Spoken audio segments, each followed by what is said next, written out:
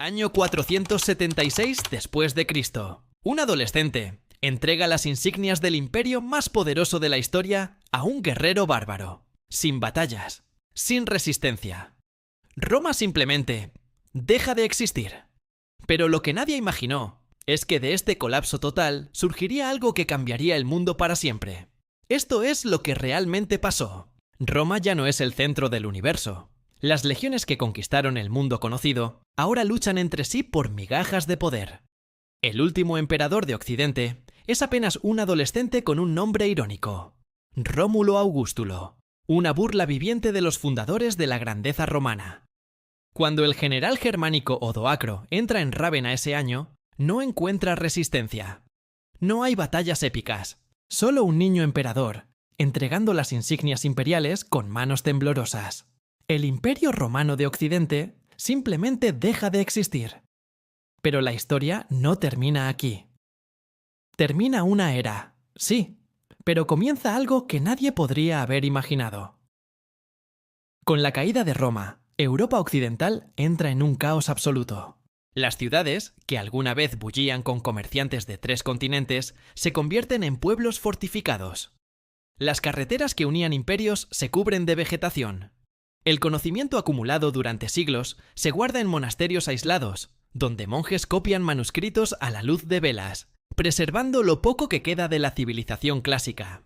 Los pueblos germánicos que cruzan las fronteras del antiguo imperio no vienen como conquistadores organizados, vienen huyendo.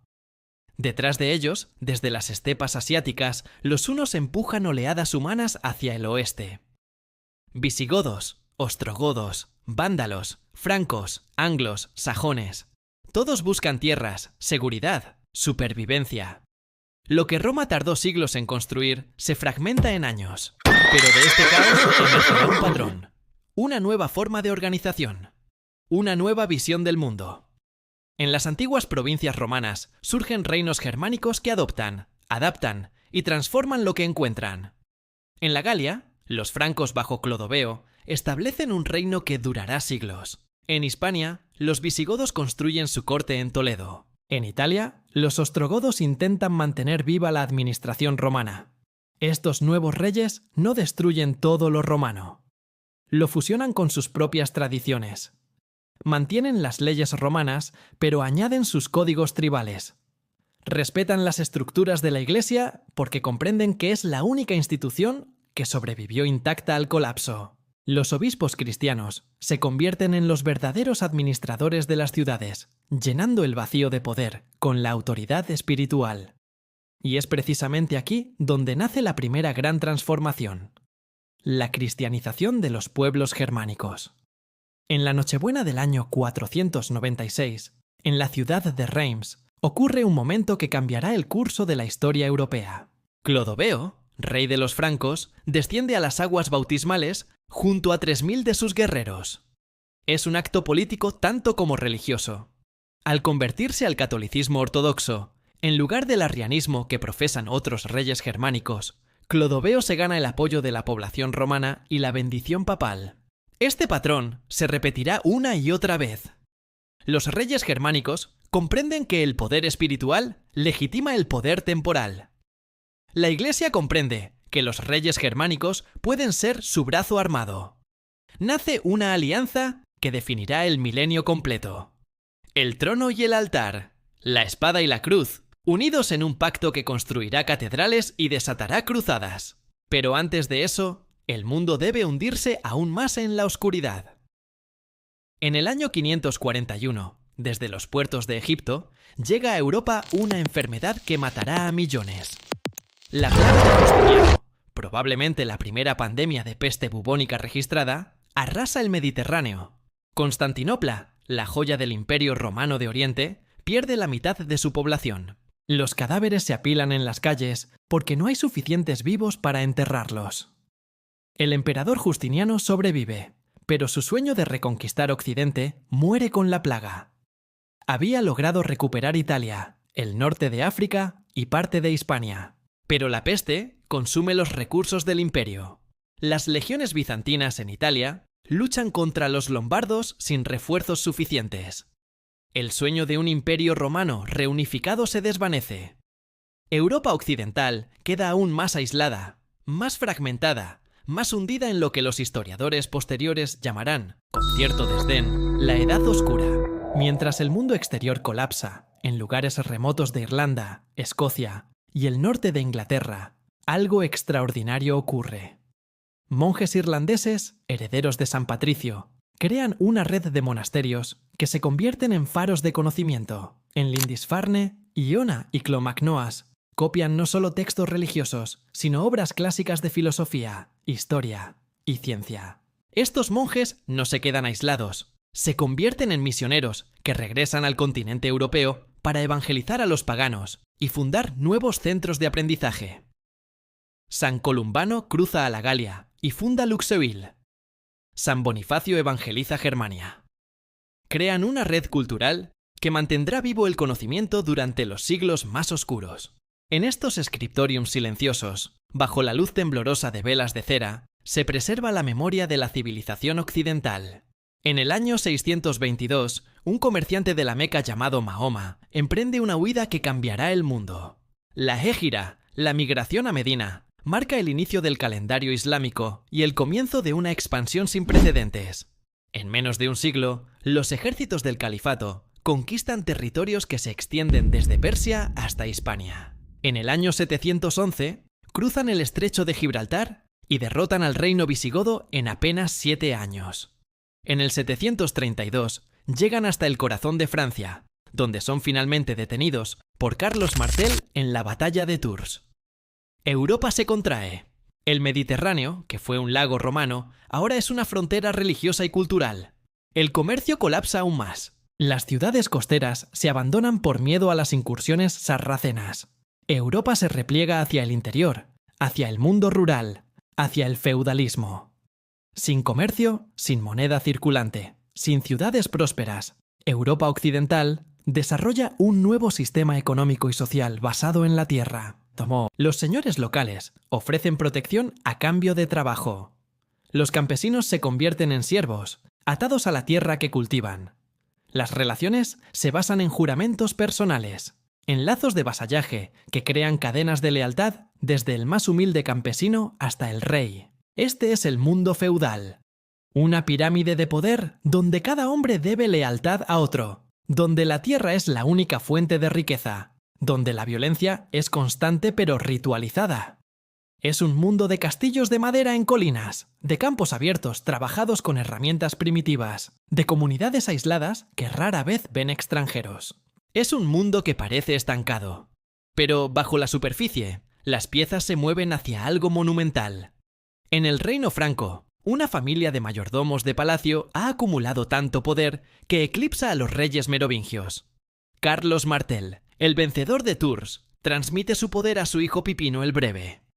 En el año 751, Pipino da un golpe audaz. Depone al último rey merovingio y se corona a sí mismo, con la bendición papal. Es un pacto revolucionario. El papa legitima la nueva dinastía. Pipino promete defender a la Iglesia contra los lombardos que amenazan Roma. Se forja una alianza que culminará en el reinado de su hijo, quien será recordado como el más grande emperador desde los romanos. Su nombre resonará a través de los siglos, Carlomagno. La cámara cierra en un joven príncipe franco en el año 768. Carlos tiene 26 años, cuando hereda el reino junto a su hermano Carlomán. No sabe que en 3 años su hermano morirá misteriosamente, dejándolo como único gobernante. No sabe que conquistará territorios que se extienden desde el Ebro hasta el Elba. No sabe que en la Navidad del año 800, en la Basílica de San Pedro, el Papa colocará sobre su cabeza una corona que no se había usado en Occidente durante más de 3 siglos. No sabe que está a punto de convertirse en el padre de Europa. Pero esa es otra historia. Una historia de conquistas, de renacimiento cultural y de un imperio que intentará resucitar la gloria de Roma. Una historia que comienza en el próximo episodio. Roma, Navidad del año 800. La Basílica de San Pedro está llena de fieles, nobles y soldados. Carlos, rey de los francos, se arrodilla ante el altar para rezar. no espera lo que viene. El Papa León III se acerca con una corona dorada. Antes de que Carlos pueda reaccionar, la corona descansa sobre su cabeza.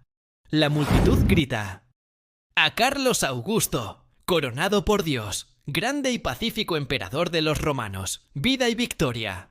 ¿Por qué este momento cambia todo? Porque por primera vez en más de 3 siglos hay un emperador en Occidente.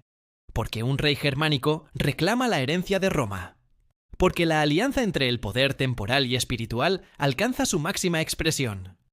Carlos dirá después que si hubiera sabido las intenciones del Papa, nunca habría entrado en la iglesia ese día.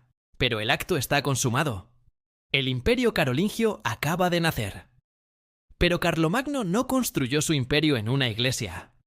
Lo forjó en 46 años de campañas militares casi continuas.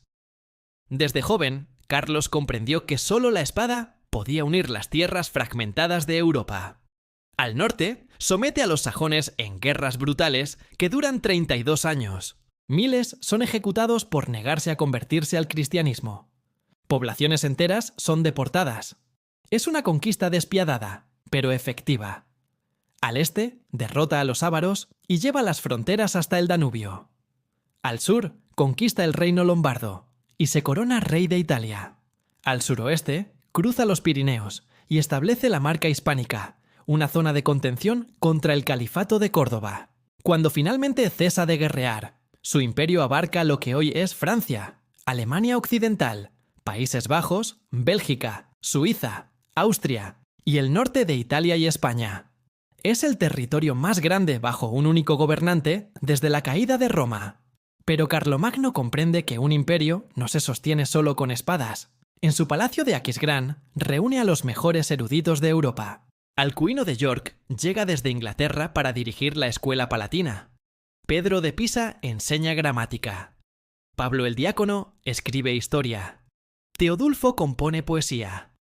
Carlos, que apenas sabe leer y nunca aprenderá a escribir con fluidez, se convierte en el gran mecenas del aprendizaje. Ordena que cada monasterio y catedral mantenga una escuela.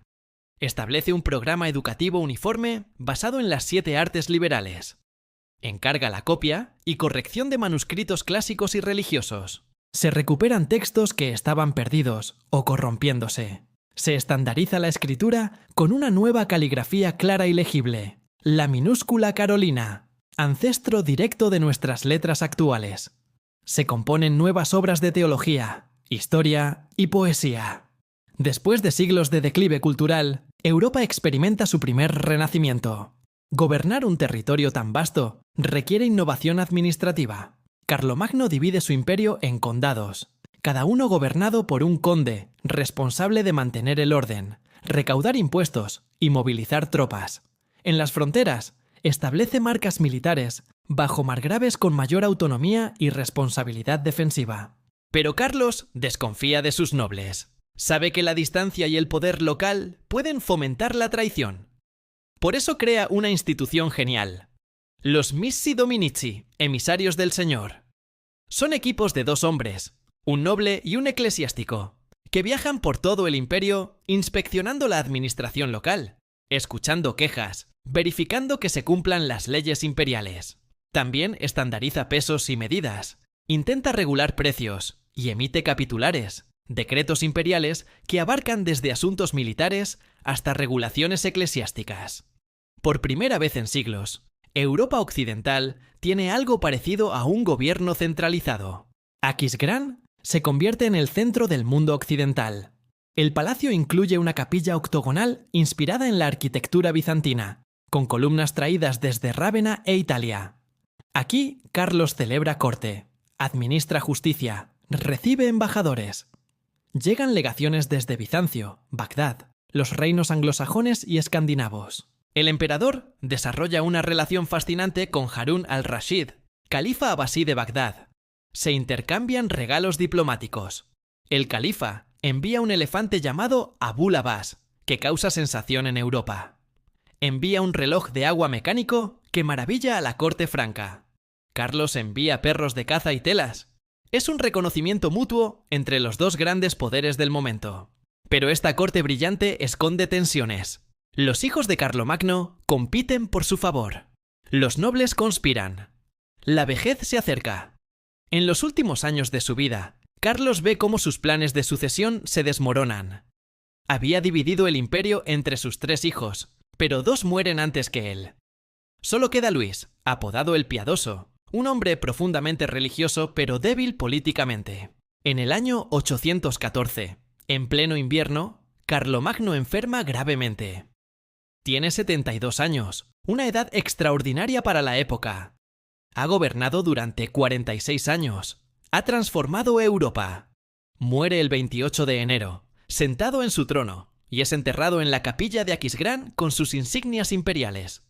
Con él, muere el último intento real de reunificar Europa occidental bajo un único cetro. El sueño imperial sobrevivirá en teoría, pero nunca más en práctica. Luis el Piadoso intenta mantener unido el imperio, pero sus propios hijos se rebelan contra él repetidamente. En el año 833, en el campo de la mentira cerca de Colmar, sus hijos lo humillan públicamente y lo destituyen temporalmente. Aunque recupera el trono, el daño está hecho. La autoridad imperial se ha desvanecido. Cuando Luis muere en el año 840, sus 3 hijos sobrevivientes se enfrentan en una guerra civil. Lotario, el mayor, reclama todo el imperio. Carlos el Calvo y Luis el Germánico se alían contra él. En el año 842, firman los juramentos de Estrasburgo en lenguas vernáculas, el primer documento en proto-francés y proto-alemán, un símbolo poderoso de la fragmentación lingüística del imperio. En agosto del año 843, los 3 hermanos firman el Tratado de Verdún, uno de los documentos más importantes de la historia europea. Dividen el imperio carolingio en 3 reinos: Francia occidental para Carlos el Calvo, Francia oriental para Luis el Germánico, y la Lotaringia, una franja desde Italia hasta el Mar del Norte, para Lotario. Esta división crea las semillas de 3 naciones futuras: Francia, Alemania e Italia. Pero también crea un problema geopolítico que durará más de 1000 años. El territorio medio, la Lotaringia, será disputado una y otra vez entre franceses y alemanes, causando incontables guerras hasta el siglo XX. El sueño de Carlomagno de un imperio unificado se desvanece. Europa regresa a la fragmentación. Pero hay algo peor en el horizonte. Mientras los herederos de Carlomagno luchan entre sí, desde Escandinavia llegan nuevos invasores. Los vikingos, navegantes y guerreros excepcionales, comienzan a saquear las costas europeas. En el año 845 saquean Hamburgo. En el 847, Burdeos. En el 845 remontan el Sena y atacan París. No son los únicos. Desde el sur, las incursiones sarracenas arrasan las costas mediterráneas. Desde el este, los magiares, jinetes nómadas de las estepas, penetran en Europa central, sembrando destrucción. Europa enfrenta su segunda gran oleada de invasiones. Los reyes son impotentes para defender sus territorios. La gente busca protección donde puede encontrarla, en los señores locales que tienen castillos y guerreros. El feudalismo se profundiza. El poder se fragmenta aún más.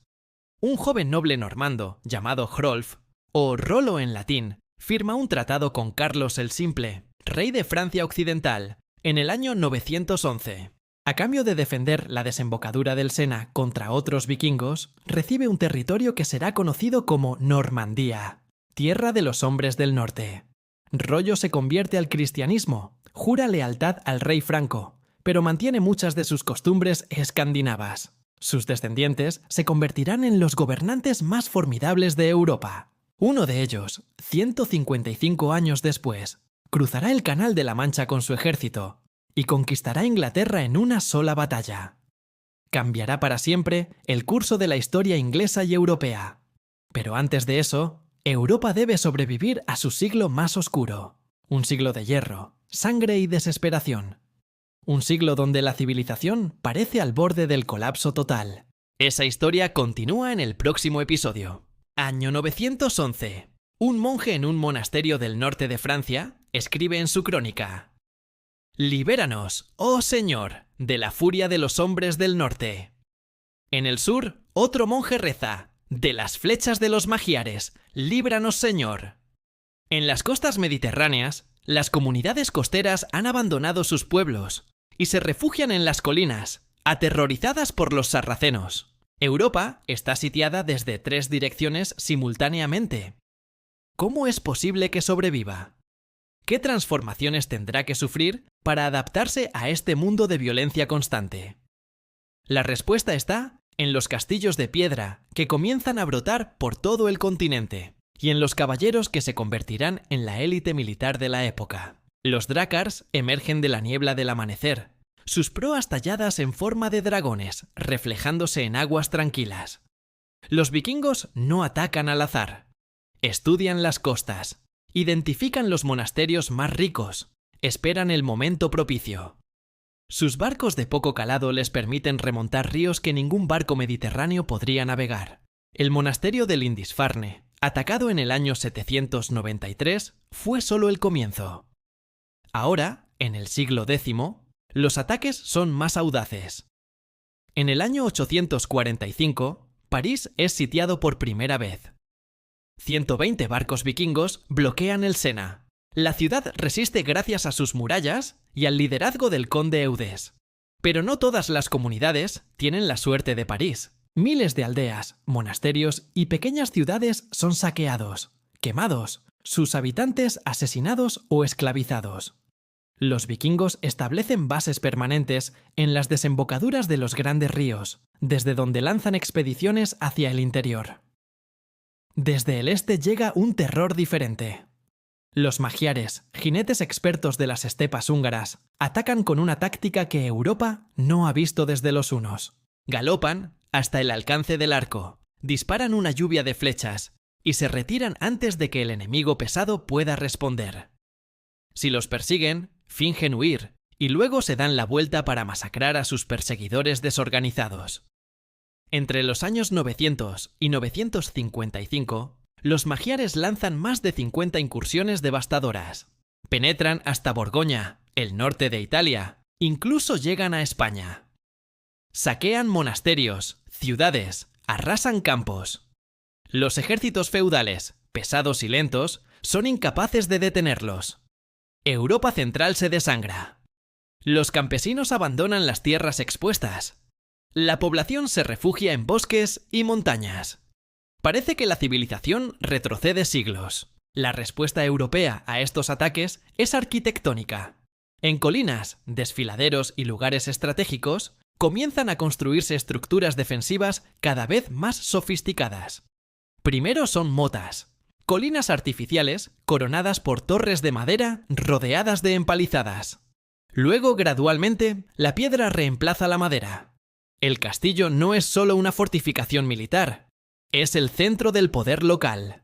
El señor del castillo es quien puede proteger a los campesinos circundantes. A cambio de esa protección, los campesinos trabajan sus tierras, pagan tributos, le deben lealtad.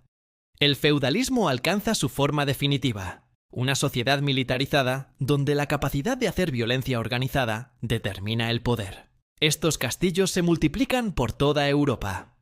Cada valle importante tiene el suyo. Cada señor ambicioso construye el suyo. Fragmentan el paisaje político en miles de pequeños territorios, cada uno celoso de su autonomía. Pero en el año 955, la marea contra los magiares finalmente cambia. Otón Ano, rey de Germania y el monarca más poderoso de Europa, reúne un ejército formidable cerca de Augsburgo. Los magiares, confiados, lanzan su ataque habitual. Pero Otón ha aprendido de derrotas anteriores. Ha entrenado a su caballería pesada para mantener la formación. Cuando los magiares disparan sus flechas y se retiran, los germanos no persiguen desorganizadamente, mantienen la disciplina. Los magiares, confundidos, intentan su táctica repetidamente sin éxito. Finalmente, la caballería germana carga en formación cerrada. Los magiares, acostumbrados a enfrentarse a enemigos desorganizados, no pueden contener el impacto. Son derrotados decisivamente. Los líderes capturados son ahorcados. Es el fin de las incursiones magiares en Europa occidental. Otón no se conforma con esta victoria. En el año 962, cruza los Alpes hacia Italia. Derrota a los rivales locales, restaura el orden en Roma y el 2 de febrero del año 962, el Papa Juan XII lo corona emperador. Nace el Sacro Imperio Romano Germánico, una entidad política que durará más de 800 años hasta el año 1806. No es el Imperio Carolingio resucitado. Es algo diferente, más germánico, con su centro en el este en lugar del oeste. Pero Recl ama la herencia de Roma y de Carlomagno. La coronación de Otón establece un precedente que causará siglos de conflicto. El emperador es elegido por los príncipes germánicos, pero debe ser coronado por el Papa. ¿Y a quién tiene más poder? ¿El ungido de Dios o quien lo unge? Esta pregunta detonará guerras que devastarán Italia y Germania. La violencia endémica de la sociedad feudal preocupa a la Iglesia. Los señores locales guerrean constantemente entre sí. Los caballeros saquean aldeas. Los campesinos viven aterrorizados. En el año 989, un concilio en Sarrú proclama la paz de Dios. Quien ataque a clérigos, campesinos desarmados o propiedades eclesiásticas será excomulgado. Pero no es suficiente. En el año 1027, el concilio de Toulouse proclama la tregua de Dios. No se puede guerrear desde el miércoles por la noche hasta el lunes por la mañana, ni durante festividades religiosas importantes. Viola la tregua, excomulgado. ¿Funciona? Parcialmente. Los señores más piadosos o temerosos de la condenación eterna respetan las treguas. Otros las ignoran. Pero el principio está establecido. La Iglesia intenta regular la violencia, canalizarla, limitar su impacto en los inocentes. Es el embrión del concepto de guerra justa que se desarrollará en siglos posteriores. En el año 910, Guillermo de Aquitania funda el monasterio de Cluny en Borgoña con una carta revolucionaria. El monasterio no debe obediencia a ningún señor secular, solo al Papa. Es el inicio del movimiento de reforma cluniacense. Desde Cluny, la reforma se expande. Cientos de monasterios adoptan sus reglas estrictas. Pobreza personal, castidad absoluta, obediencia, rechazo de la simonía, compra de cargos eclesiásticos y del nicolaísmo, matrimonio de clérigos. Los monjes de Cluny exigen una iglesia pura, separada de las corrupciones del poder secular. Esta reforma tiene consecuencias políticas enormes. Si la iglesia debe ser independiente del poder secular, entonces los reyes y emperadores no pueden nombrar obispos. Pero estos cargos controlan vastos territorios y recursos. La colisión es inevitable.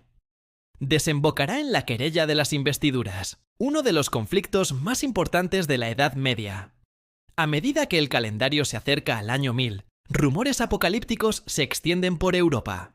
Algunos predicadores proclaman el fin del mundo. Las crónicas reportan prodigios. Cometas, eclipses, lluvias de sangre. ¿Llegará el juicio final con el milenio? La historiografía moderna ha exagerado este terror milenarista, pero existió en algunos sectores. Lo que es innegable es que alrededor del año 1000, Europa experimenta cambios fundamentales. La población comienza a crecer por primera vez en siglos. Nuevas técnicas agrícolas, el arado pesado, la rotación trienal de cultivos, el uso de caballos en lugar de bueyes, aumentan la productividad. Los bosques son talados. Nuevas tierras son cultivadas. Aldeas crecen. Las incursiones vikingas, magiares y sarracenas disminuyen. Europa sale de su fase defensiva. Está lista para expandirse. En el año 1066, un acontecimiento aparentemente menor sacude Inglaterra. El rey Eduardo el Confesor muere sin herederos directos. 3 hombres reclaman el trono. Harold Godwinson, conde de Wessex, quien se corona inmediatamente. Harald Hardrada, rey de Noruega, quien invade desde el norte. Y Guillermo, duque de Normandía, descendiente de aquel vikingo Rollo que recibió su ducado 155 años atrás. El 14 de octubre de 1066, en un campo cerca de Hastings, Guillermo de Normandía se enfrenta al ejército anglosajón de Harold. La batalla dura todo el día. Los Normandos atacan una y otra vez contra el muro de escudos sajón sin éxito. Entonces, deliberadamente o por accidente, la caballería normanda finge retirarse. Los sajones rompen formación para perseguirlos. Es su error fatal. La caballería normanda se vuelve y los masacra.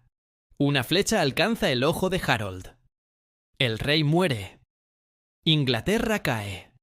Guillermo el Conquistador no solo toma un reino, transforma completamente la sociedad inglesa, importa el feudalismo continental, construye castillos por toda la isla, reemplaza la aristocracia anglosajona con nobles normandos.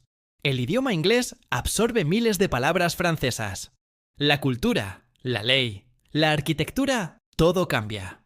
Pero las consecuencias van más allá de Inglaterra, porque ahora el duque de Normandía es también rey de Inglaterra. Le debe vasallaje al rey de Francia por Normandía, pero como rey inglés es su igual. Esta contradicción causará 3 siglos de guerras entre Francia e Inglaterra. Y mientras esto ocurre en el norte, en el sur, algo aún más dramático está gestándose. El Papa y el Emperador están a punto de enfrentarse en un conflicto que definirá la relación entre Iglesia y Estado durante siglos. Esa confrontación épica comienza en el próximo episodio. Italia, enero de 1077. Un hombre descalzo, vestido con cilicio de penitente, tirita en la nieve frente al castillo de Canossa. No es un criminal común. Es Enrique IV, emperador del Sacro Imperio Romano Germánico, el gobernante más poderoso de Europa. Ha esperado 3 días en el frío invernal para que el Papa Gregorio VII lo reciba y levante su excomunión. ¿Cómo llegó el emperador del mundo cristiano a esta humillación? La respuesta nos lleva años atrás, a un conflicto que sacudirá los cimientos del poder medieval, la querella de las investiduras. Pero esta historia no termina en la nieve de Canossa. Lo que viene después es aún más explosivo. Hildebrando de Soana no nació en la realeza. Ascendió por méritos propios en la jerarquía eclesiástica, impulsado por la reforma cluniacense. Cuando es elegido papa, en 1073 como Gregorio VII, tiene una visión clara. La Iglesia debe ser suprema, pura, independiente de todo poder secular. En 1075 publica el Dictatus Papae, un documento revolucionario de 27 proposiciones que redefine el poder papal. El Papa es supremo sobre todos los cristianos, incluidos emperadores y reyes. Solo el Papa puede deponer emperadores. Solo el Papa puede usar las insignias imperiales. Los súbditos pueden ser liberados de juramentos de lealtad a gobernantes injustos. Es una declaración de guerra contra el orden establecido. Durante siglos, reyes y emperadores han nombrado obispos y abades. Estos cargos eclesiásticos controlan vastos territorios, ejércitos, recursos. Renunciar a ese poder es inaceptable para los gobernantes seculares. Enrique IV, emperador desde niño, ahora tiene 25 años y no está dispuesto a ceder. Cuando Gregorio le ordena dejar de nombrar obispos, Enrique responde convocando un concilio de obispos alemanes que declaran depuesto al Papa. Enrique envía una carta insultante. Enrique, rey no por usurpación, sino por ordenación divina. A Hildebrando, no papa sino falso monje. Desciende, desciende, maldito por los siglos. Gregorio responde con el arma más terrible a su disposición: la excomunión. Enrique es expulsado de la comunidad cristiana. Sus súbditos quedan liberados de su juramento de lealtad. Los príncipes alemanes, siempre resentidos del poder imperial, ven su oportunidad. Amenazan con elegir un nuevo emperador si Enrique no obtiene la absolución papal en un año. Enrique comprende que ha perdido esta batalla. Debe humillarse para sobrevivir políticamente. En pleno invierno, Enrique cruza los Alpes con su esposa, su hijo pequeño y un séquito reducido. Es un viaje peligroso, en la mejor de las condiciones. En enero es casi suicida. Los pasos montañosos están cubiertos de nieve y hielo. Deben arrastrarse en algunas secciones. La emperatriz y el niño son transportados en pieles de buey deslizadas sobre el hielo. Gregorio, que viajaba a Alemania para mediar entre Enrique y los príncipes rebeldes, se refugia en el castillo de Canossa, propiedad de la condesa Matilde de Toscana. Cuando llega noticia de que Enrique se acerca, Gregorio comprende la trampa. Como sacerdote, no puede negar la absolución a un penitente, pero como líder político, sabe que absolver a Enrique lo pone en desventaja. Gregorio hace esperar al emperador 3 días en la nieve. Finalmente, no puede resistir más. Levanta la excomunión. Enrique ha ganado la absolución, pero ha perdido su dignidad. Enrique regresa a Alemania con su excomunión levantada, pero los príncipes rebeldes ya han elegido un antirrey, Rodolfo de Suabia. Comienza una guerra civil que durará años. Gregorio, violando su promesa de neutralidad, apoya a Rodolfo y excomulga a Enrique nuevamente en 1080. Pero esta vez Enrique no se arrodilla. Ha aprendido la lección. Convoca un concilio de obispos leales que eligen un antipapa, Clemente III. En 1084, Enrique marcha sobre Roma con un ejército. Sitia la ciudad durante 3 años. Finalmente, en 1087, entra victorioso. Su antipapa lo corona emperador. Gregorio, refugiado en el Castel Sant'Angelo, debe ser rescatado por los normandos de Sicilia. Pero el rescate se convierte en saqueo. Los normandos devastan Roma. La población culpa a Gregorio. El papa, amargado y derrotado, se exilia a Salerno, donde muere poco después, pronunciando sus últimas palabras. He amado la justicia y odiado la iniquidad. Por eso muero en el exilio. La querella de las investiduras continúa durante décadas después de la muerte de Gregorio y Enrique. Finalmente, en 1122, el Concordato de Worms establece un compromiso. El emperador renuncia a investir obispos con símbolos espirituales, pero retiene influencia en su nombramiento. Pero el daño está hecho. La unidad de la cristiandad occidental se ha fracturado. La idea de que el poder espiritual y temporal deben estar separados se ha establecido. Los papas han demostrado que pueden desafiar emperadores. Los emperadores han demostrado que pueden sitiar Roma. Este conflicto crea las condiciones para el desarrollo futuro del Estado secular. Si la Iglesia reclama supremacía espiritual absoluta, entonces el poder secular debe definir su propia esfera de autoridad independiente. Las semillas de la modernidad se siembran en estas luchas medievales. Mientras papas y emperadores luchan, algo fundamental cambia en Europa. Las ciudades resucitan. Durante siglos, Europa fue predominantemente rural. Ahora, con el crecimiento poblacional, las mejoras agrícolas y la relativa paz interna, el comercio florece. En Italia, ciudades como Venecia, Génova, Pisa y Florencia se enriquecen con el comercio mediterráneo. En Flandes, ciudades como Brujas y Gante prosperan con la manufactura textil. En Alemania, las ciudades de la Liga Hanseática controlan el comercio del Báltico y el Mar del Norte. Estas ciudades demandan autonomía. No quieren señores feudales controlando sus asuntos. Luchan, compran o negocian cartas de libertad. Se convierten en comunas con autogobierno, sus propias milicias, sus propias leyes. Algunas, como Venecia y Génova, se convierten en repúblicas independientes. El aire de la ciudad hace libre, dice un proverbio medieval. Un siervo que vive en una ciudad durante un año y un día se convierte en hombre libre. Las ciudades rompen el orden feudal, crean una nueva clase, la burguesía. En 1095, el Papa Urbano II predica en el Concilio de Clermont. Describe las supuestas atrocidades cometidas contra peregrinos cristianos en Tierra Santa. Llama a los caballeros de Europa a tomar la cruz, a liberar Jerusalén, a ganar la salvación eterna, luchando contra los infieles. La respuesta es abrumadora.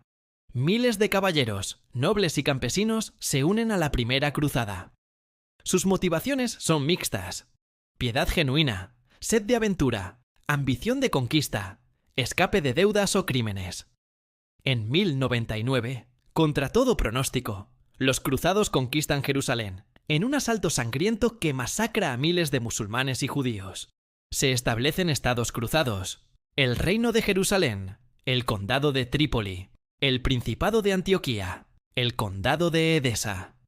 Son enclaves cristianos en territorio musulmán, constantemente asediados, dependientes de refuerzos desde Europa. Inicialmente, el mundo islámico está dividido. El califato abasí en Bagdad está en decadencia. El califato fatimí en Egipto es rival. Los turcos selyúcidas controlan Anatolia y Siria. Los cruzados explotan estas divisiones, pero gradualmente surge una respuesta. Imad ad-Din Zengi, gobernador de Mosul, comienza la contraofensiva. Su hijo, Nur ad-Din, continúa la yihad.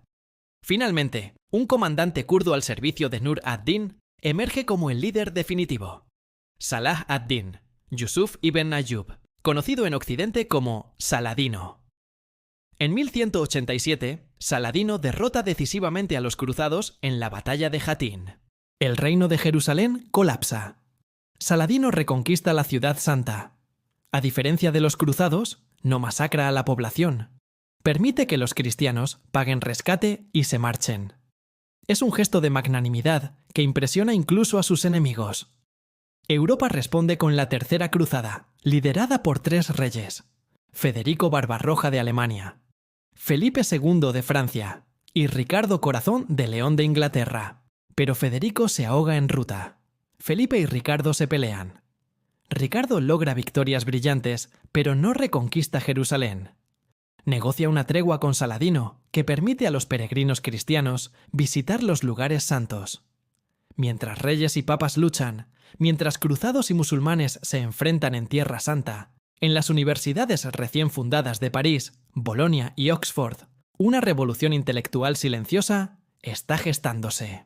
Manuscritos griegos olvidados durante siglos están siendo redescubiertos a través de traducciones árabes. Aristóteles, el filósofo pagano, regresa a Europa. Sus obras sobre lógica, física, metafísica y ética plantean preguntas que desafían la teología cristiana. ¿Puede la razón humana alcanzar la verdad sin revelación divina? ¿Es el mundo eterno o fue creado?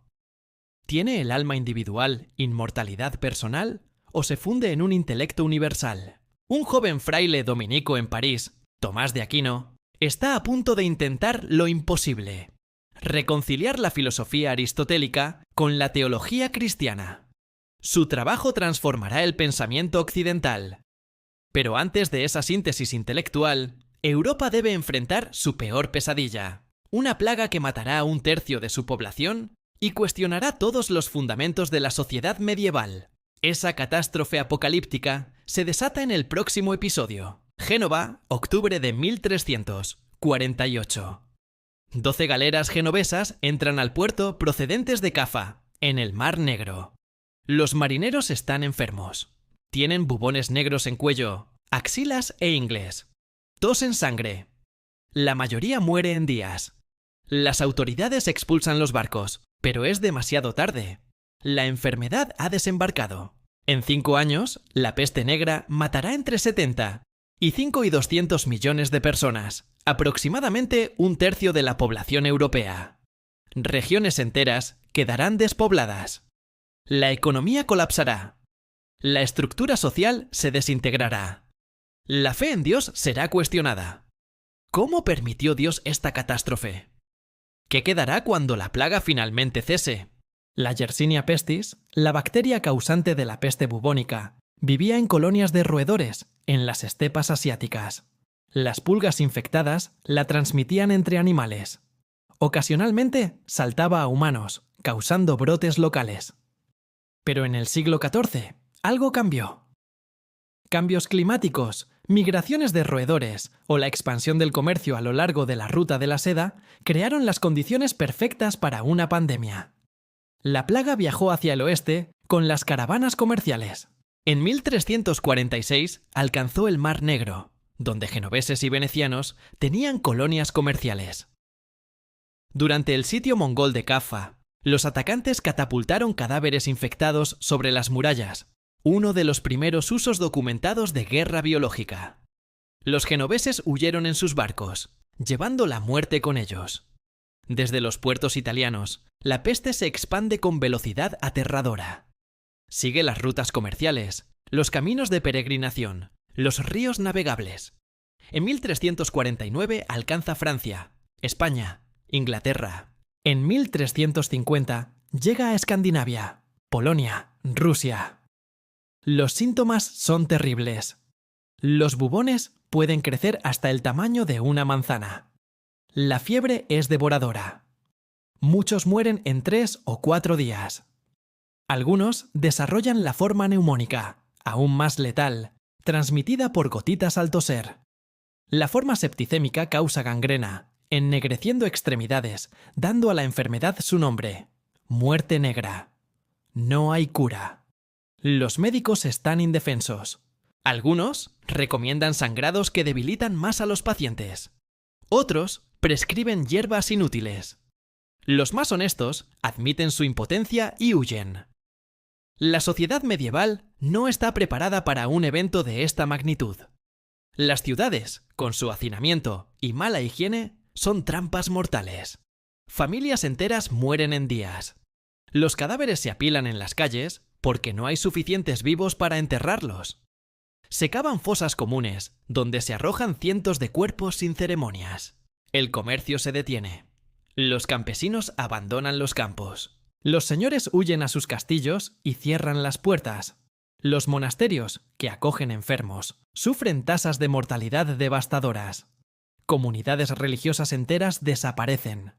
El conocimiento y las habilidades que preservaban se pierden. La ley y el orden colapsan. Algunos entregan sus posesiones a la Iglesia esperando comprar la salvación. Otros se entregan al hedonismo. Si mañana estaremos muertos, disfrutemos hoy. Las orgías y banquetes se mezclan con procesiones penitenciales de flagelantes que se azotan públicamente rogando el perdón divino. Cuando la razón falla, surge la sinrazón. Se buscan culpables. Los rumores acusan a los judíos de envenenar pozos. Es absurdo. Los judíos mueren tanto como los cristianos. Pero el antisemitismo medieval no necesita lógica. En toda Europa, comunidades judías son atacadas.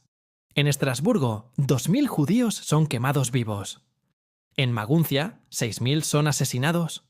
En Barcelona, el barrio judío es arrasado.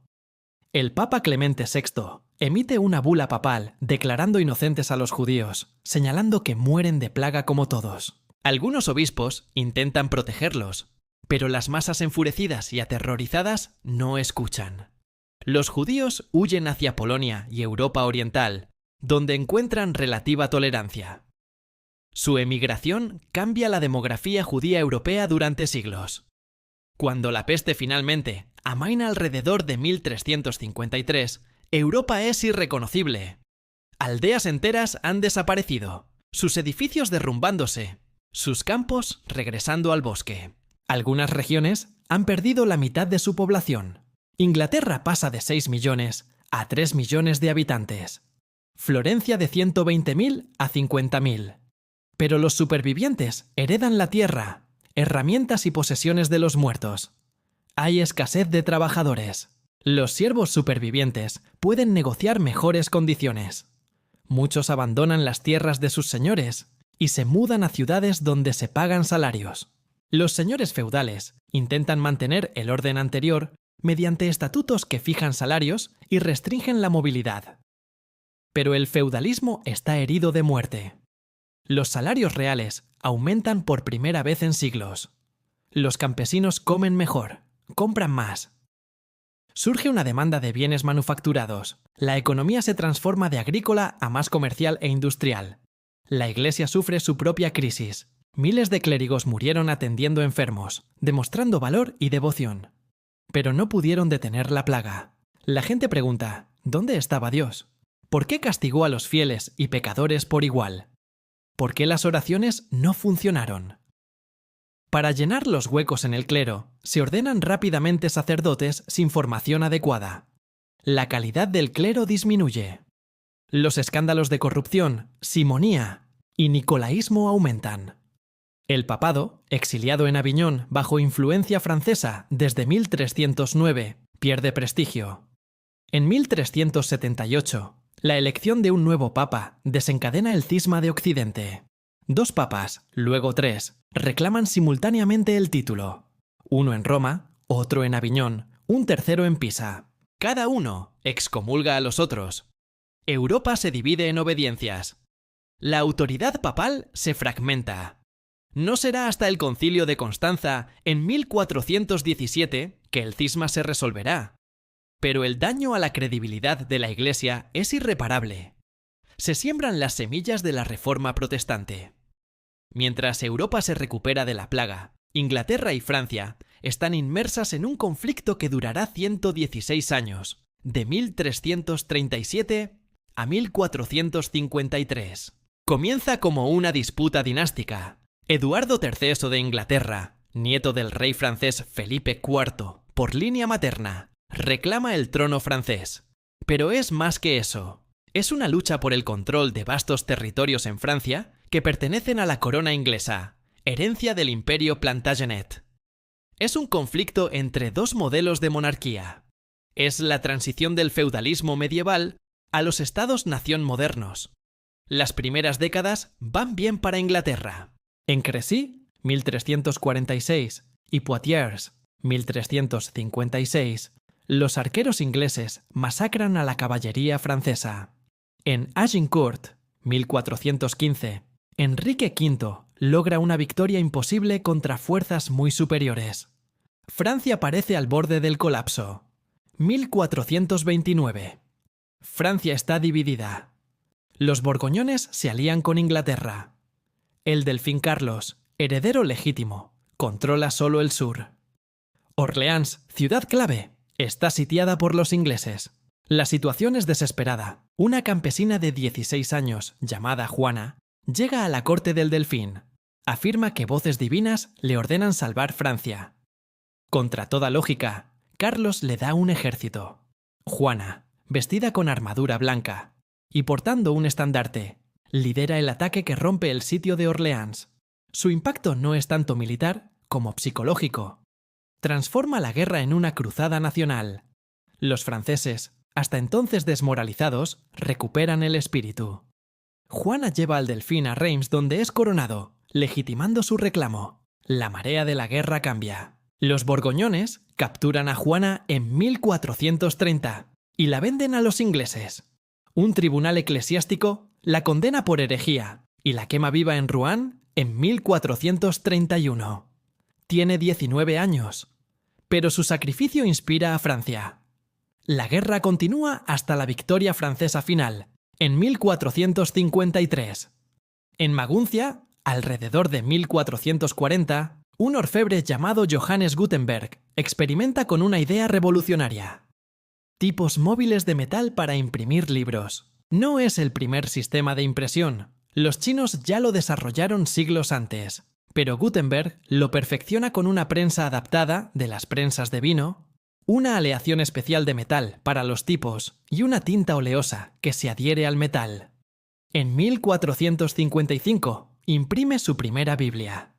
Cada copia requiere meses de trabajo, pero comparado con los años necesarios para copiar manuscritos a mano, es una revolución. Los precios de los libros colapsan. El conocimiento, antes monopolio de clérigos y nobles ricos, se democratiza. ¿Qué pasará cuando cada persona pueda leer la Biblia en su propio idioma sin intermediarios eclesiásticos? ¿Qué pasará cuando las ideas puedan diseminarse instantáneamente por toda Europa? ¿Qué pasará cuando el conocimiento científico antiguo, preservado en manuscritos raros, se vuelva accesible a miles de eruditos? La Edad Media está llegando a su fin. Una nueva era está amaneciendo. Una era de descubrimientos, de cuestionamiento, de transformación radical. Una era que los historiadores llamarán el Renacimiento. Ese despertar final de la Edad Media se revela en el último episodio. Martes 29 de mayo de 1453. Constantinopla, la ciudad que resistió durante más de 1000 años, está a punto de caer. El emperador Constantino Ontefozo, paleólogo, último de los césares romanos, lucha en las murallas con sus soldados. Sabe que está condenado. Los cañones otomanos han abierto brechas en las murallas teodosias que resistieron incontables sitios. Los genízaros se precipitan por las grietas. En la madrugada, la ciudad cae. Constantino muere en combate, su cuerpo nunca identificado con certeza. Mehmed II, de 21 años, entra victorioso en la Hagia Sofía. 1000 años de Imperio Romano Oriental terminan. ¿Por qué este momento marca el fin simbólico de la Edad Media? Porque con la caída de Constantinopla, los últimos lazos con el mundo antiguo se cortan. Europa debe aceptar que el futuro no está en recuperar el pasado, sino en crear algo completamente nuevo. Antes y después de la caída de Constantinopla, eruditos griegos huyen hacia el oeste, llevando manuscritos preciosos. Traen textos de Platón, Aristóteles, Homero, Tucídides, que Occidente solo conocía parcialmente, o a través de traducciones árabes. En Florencia, bajo el mecenazgo de los Medici, estos refugiados encuentran audiencias ávidas. Cosme de Medici funda la Academia Platónica. Marsilio Ficino traduce el corpus completo de Platón al latín por primera vez. Pico de la Mirandola escribe su discurso sobre la dignidad del hombre, un manifiesto humanista. El humanismo no es simplemente el estudio de textos clásicos, es una nueva visión del ser humano como creador, libre, digno. Es el rechazo de la visión medieval de la humanidad, como fundamentalmente corrompida por el pecado original. Es el nacimiento de la idea moderna del individuo. Florencia en el siglo XV es una ciudad-estado próspera dominada por banqueros y comerciantes. Los Medici, la familia más rica, gobiernan sin título formal, pero con poder absoluto. Cosme, luego su nieto, Lorenzo el Magnífico, transforman Florencia en el centro cultural de Europa. Artistas como Filippo Brunelleschi diseñan la cúpula del Duomo, usando técnicas de ingeniería redescubiertas de Roma. Donatello esculpe figuras humanas con anatomía realista y expresión emocional. Masaccio introduce la perspectiva matemática en la pintura, creando ilusión de profundidad tridimensional. Pero el genio supremo es Leonardo da Vinci. Pintor, escultor, ingeniero, anatomista, inventor. Disecciona cadáveres para comprender el cuerpo humano. Diseña máquinas voladoras, tanques, puentes. Pinta la Última Cena y la Mona Lisa, obras que definen lo que el arte puede alcanzar. Es el Homo Universalis, el hombre renacentista que domina todas las disciplinas. En las décadas después de Gutenberg, la imprenta se expande por toda Europa. En 1470 hay imprentas en todas las grandes ciudades. En 1500 se han impreso más de 20 millones de libros, más que todos los manuscritos copiados a mano en la historia anterior. Los libros ya no son tesoros raros encadenados a escritorios. Son objetos comunes que la clase media puede permitirse. Un estudiante puede tener una biblioteca personal. Un comerciante puede leer tratados de contabilidad. Un artesano puede consultar manuales técnicos. La estandarización de textos es crucial. Antes, cada copia manuscrita introducía errores. Ahora, miles de copias idénticas garantizan que todos leen el mismo texto. Esto es fundamental para el desarrollo de la ciencia moderna. Los experimentos pueden replicarse precisamente porque las instrucciones son idénticas. En 1492, Cristóbal Colón, un navegante genovés al servicio de España, cruza el Atlántico buscando una ruta occidental a las Indias. Lo que encuentra es un continente completamente desconocido para Europa. El impacto es sísmico. En décadas, conquistadores españoles como Cortés y Pizarro destruyen los imperios azteca e inca, conquistando territorios vastos. El oro y la plata americanos fluyen hacia Europa, causando inflación, pero también financiando guerras y comercio. Nuevos productos transforman la cocina europea: tomates, papas, maíz, chocolate, tabaco. Pero el costo es catastrófico para las poblaciones nativas. Las enfermedades europeas, viruela, sarampión, tifus, matan hasta 90% de la población indígena. Es el mayor colapso demográfico de la historia humana. Imperios milenarios desaparecen en décadas. 31 de octubre de 1517. Martín Lutero, un monje agustino, clava 95 tesis en la puerta de la iglesia del castillo de Wittenberg. Protesta contra la venta de indulgencias, pero sus objeciones van más profundo. Cuestiona la autoridad papal, la intercesión de santos, la doctrina de las obras. Lutero afirma que la salvación viene solo por fe, sola fide, solo por gracia, sola gratia, solo por las escrituras, sola scriptura. Rechaza 5 de los 7 sacramentos. Traduce la Biblia al alemán, para que cualquiera pueda leerla. Gracias a la imprenta, sus escritos se multiplican exponencialmente. En años, millones de alemanes abrazan sus ideas. La Reforma fragmenta la cristiandad occidental. Alemania del Norte, Escandinavia, partes de Suiza y Países Bajos se vuelven protestantes. Inglaterra, por razones más políticas que teológicas, rompe con Roma bajo Enrique VIII. Francia se desangra en guerras religiosas. Europa nunca volverá a ser religiosamente unificada. La Iglesia Católica no acepta pasivamente la Reforma. El Concilio de Trento, reunido intermitentemente entre 1545 y 1563, clarifica y reafirma la doctrina católica. Rechaza las posiciones protestantes, pero también aborda los abusos que motivaron la Reforma. Prohíbe la venta de indulgencias, exige mejor formación del clero, fortalece la disciplina eclesiástica. Surge una nueva orden religiosa que liderará la contrarreforma. Los jesuitas, fundados por Ignacio de Loyola. Educadores brillantes, misioneros valientes, consejeros de reyes. Establecen colegios por toda Europa y el mundo. Reconquistan Polonia y partes de Alemania para el catolicismo. Evangelizan América, África y Asia. El arte barroco se convierte en arma de la contrarreforma. Iglesias deslumbrantes llenas de oro, pinturas dramáticas, esculturas emotivas. Todo diseñado para impresionar, conmover, confirmar la fe católica. Artistas como Caravaggio, Bernini y Rubens crean obras de poder visceral que contrastan con la austeridad protestante. Nicolás Copérnico, en su lecho de muerte en 1543, recibe la primera copia impresa de su obra, sobre las revoluciones de las esferas celestes. En ella propone lo impensable. La Tierra no es el centro del universo.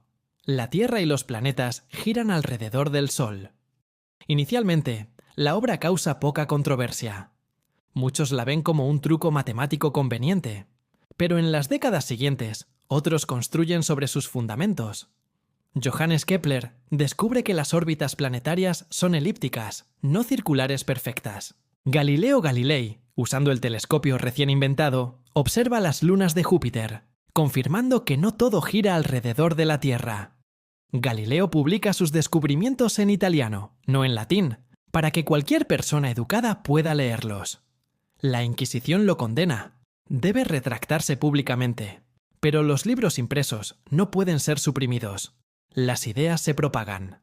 La ciencia moderna, basada en observación, experimentación y matemáticas, ha nacido.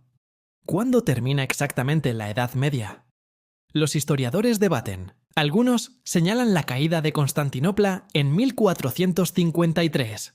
Otros prefieren el descubrimiento de América en 1492. Algunos eligen el inicio de la Reforma en 1517. La verdad es que no hay un solo momento. Es un proceso gradual donde el mundo medieval, con su sociedad feudal, su economía agrícola, su pensamiento escolástico, su cristiandad unificada, se transforma en algo radicalmente diferente. Para 1550, Europa es irreconocible comparada con el año 1000. Las ciudades han crecido exponencialmente. El comercio es global. Los estados-nación con monarquías centralizadas reemplazan el mosaico feudal. La burguesía desafía el poder de la vieja aristocracia. La imprenta ha democratizado el conocimiento. La reforma ha fragmentado la unidad religiosa. El descubrimiento de América ha expandido los horizontes geográficos. La ciencia ha comenzado a desplazar a la teología como forma de comprender el mundo. El mundo medieval ha muerto. La Edad Moderna ha comenzado. Pero, ¿qué legado dejó la Edad Media? Durante siglos, fue despreciada como una era oscura entre la grandeza de Roma y el esplendor del Renacimiento. Los humanistas renacentistas acuñaron el término con desdén.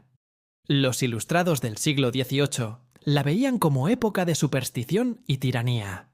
Solo en tiempos modernos hemos aprendido a apreciar la Edad Media con mayor matices.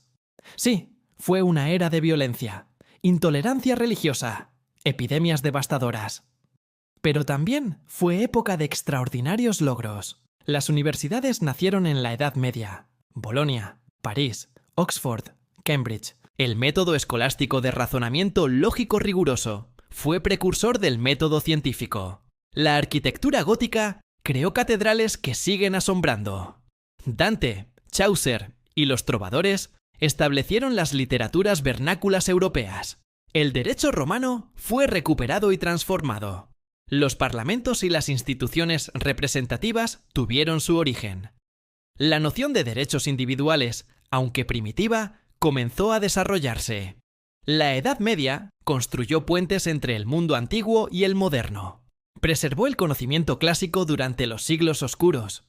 Fusionó las tradiciones germánicas, romanas y cristianas en una síntesis nueva. Creó las estructuras políticas, las instituciones educativas, las tradiciones legales que evolucionarían en el mundo moderno. La cámara se eleva sobre Europa al atardecer del año 1550. Vemos catedrales góticas elevándose sobre ciudades bulliciosas, castillos medievales en colinas, ahora anacronismos militares, pero símbolos de una era. Campos arados con técnicas desarrolladas siglos atrás. Universidades donde jóvenes estudian textos antiguos e ideas revolucionarias. Puertos donde barcos se preparan para cruzar océanos hacia mundos nuevos. Es un continente transformado. La población, recuperándose de la peste negra, crece nuevamente. La economía florece con el oro del nuevo mundo. Las ideas fluyen libremente gracias a la imprenta. El arte alcanza cumbres de belleza. La ciencia desvela los secretos de la naturaleza, pero también es un continente que pronto se desangrará en guerras religiosas. Las guerras de religión francesas. La guerra de los 80 años en los Países Bajos. La devastadora guerra de los 30 años que matará a un tercio de la población germana. Europa pagará un precio terrible por sus transformaciones. El narrador reflexiona sobre el viaje que hemos completado. Desde las ruinas de Roma hasta el umbral de la modernidad. Desde Carlomagno hasta Carlos V.